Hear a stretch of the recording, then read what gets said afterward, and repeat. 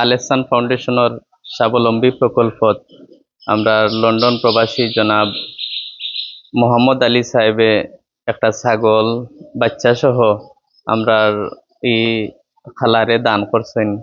তাইন অসহায় বিধবা মানুষ, তাই নি ছাগলি কুইন পাইয়া খুব খুশি হয়েছেন। আপনারা লাগি তাইন দোয়া কররা। আমি যখন খবর কইছিলাম তাইন প্রায় 3 দিন আইয়া আসছেন এই ছাগলিটা নেওয়ার লাগিয়া।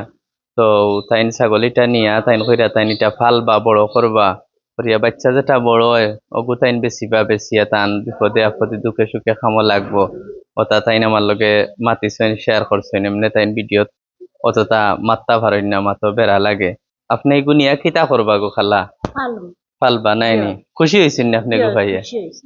তারার লাগি দোয়া করতে আপনি যখন বড় হইব ইগু আমরা খবর রাখবো। আপনি এটা বেচতা না, আর বাচ্চা যে গুণ হয় গুণ আপনি বেশি লিবা বড় করে আপনি বেচতা আর কি। আল্লাহ আপনার ইগুর মাঝেও বরকত দান করুকা।